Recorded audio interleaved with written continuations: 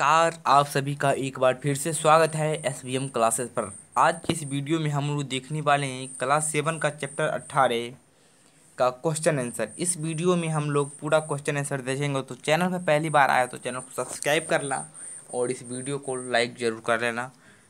चलिए देखते हैं क्वेश्चन नंबर 1 क्या कह रहा है। देखिए क्वेश्चन नंबर 1 जो है वो आप पहले पाठ से लिया गया है। ये आप देखिए क्वेश्चन नंबर 1 कह रहा है क्या, वंश संघ भारत क्यों आना चाहते थे। तो चलिए इसका उत्तर देखते हैं फटाफट से।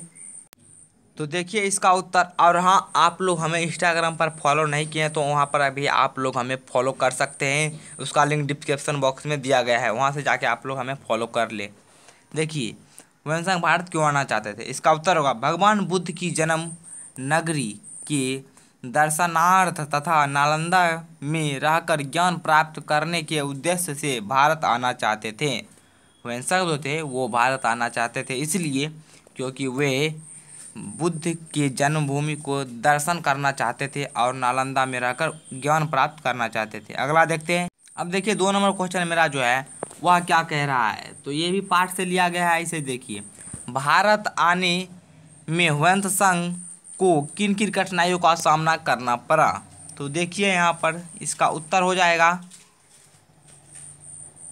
इसका उत्तर होगा भारत यात्रा में वंश संघ को बड़ी बड़ी कठिनाइयों का सामना करना पड़ा।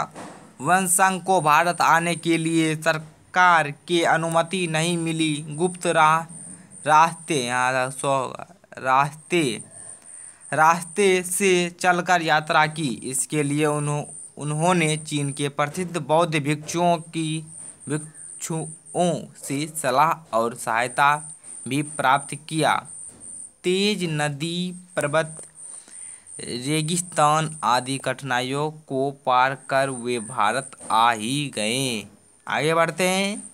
क्वेश्चन नंबर 3 देखिए क्या कह रहा है। क्वेश्चन नंबर 3 जो है मेरा वह भी लिया गया है पाठ से, और ये कह रहा है वंश संघ और शिलभद्र के मिलन का वर्णन कीजिए। चलिए इसका उत्तर देखते हैं फटाक से। सब्सक्राइब आप लोग कर लीजिएगा जरूर से नेक्स्ट वीडियो के लिए। देखिए जिस समय वंश संघ भारत आए थे उस समय नालंदा विश्वविद्यालय एवं वहाँ के प्राचार्य शिलभद्र की ख्याति विश्व प्रसिद्ध थी। जब शिलभद्र ने से मिलने वंश संघ नालंदा पहुँचे तो मिलने से पूर्व 20 भिक्षुओं ने वंश संघ को विभिन्न प्रकार की जानकारियाँ दी। उसके बाद शिलभद्र के सामने उनको लाया गया। वंश संघ शिलभद्र के सामने घुटने बल बैठकर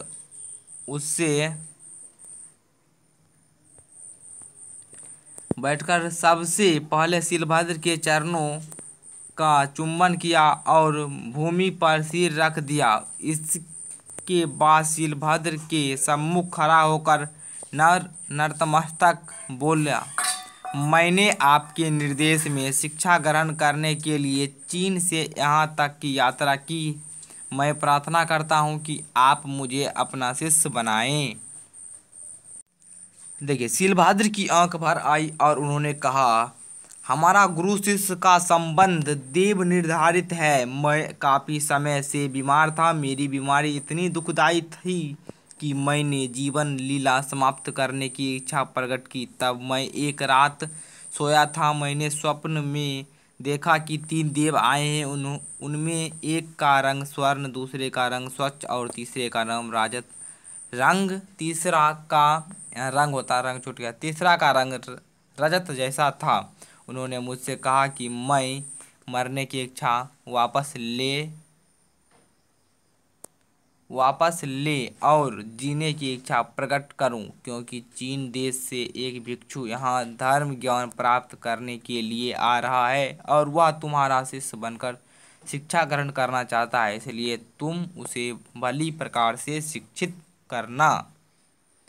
अगला देखते हैं क्वेश्चन नंबर, अब 4 है मेरा। देखिए इसका क्या है क्वेश्चन, नालंदा का वर्णन वंश संघ ने किन शब्दों में किया।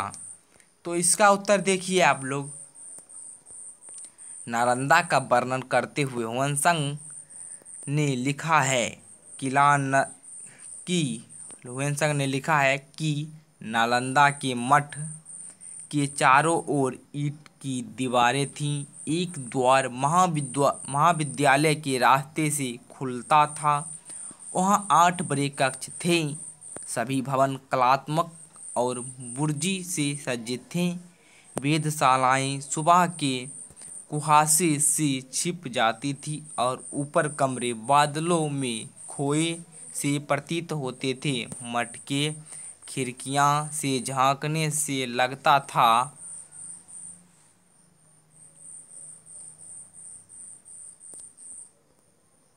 कि हवा के साथ मिलकर बादल आठ खेलियां कर नई नई आकृतियां बनाते थे। वृक्ष के पत्ते पर सूरज और चांद की रश्मियां झिलमिलाती थी। तालाब के स्वच्छ पानी पर नीलकमल खिलते थे तथा रक्ताभ कनक पुष्प झूमते थे। पड़ोस के आम कुंज के आम की बौरे मतलब होता है मंजर, बौरे मतलब होता है मंजर से भीनी भीनी खुशबू वायु में तैरती रहती थी।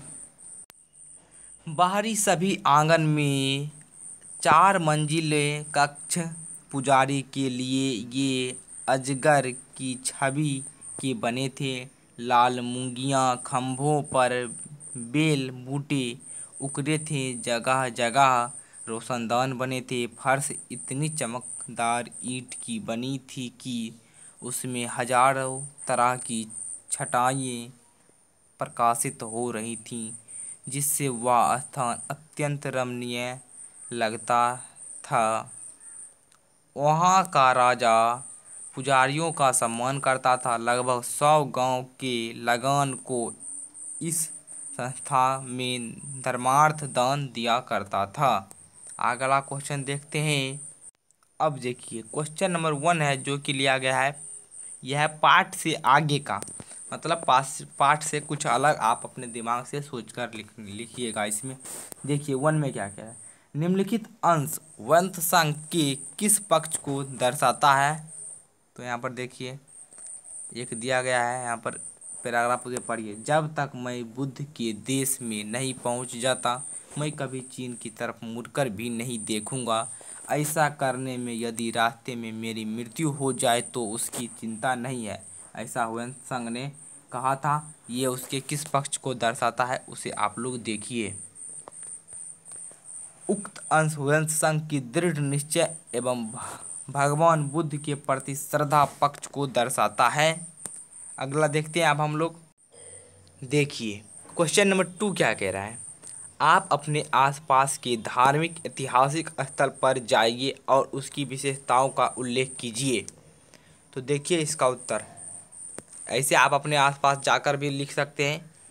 यहाँ पर मैं आपको बता दे रहा हूँ। हमारे आसपास में एक ऐतिहासिक एवं धार्मिक स्थल के रूप में जयमंगलागढ़ है। इतिहासकारों के अनुसार यह स्थान राजा जयमंगल सिंह का किला था। यह किला चारों ओर से गहरी और चौड़ी खाई से घिरी हुई है, जो आज कांवर झील के नाम से जाना जाता है। गढ़ की सुरक्षा हेतु झील के बाहर ऊंचे ऊंचे टीले बनाए गए थे, जो आज भी देता टीला के नाम से जाना जाता है।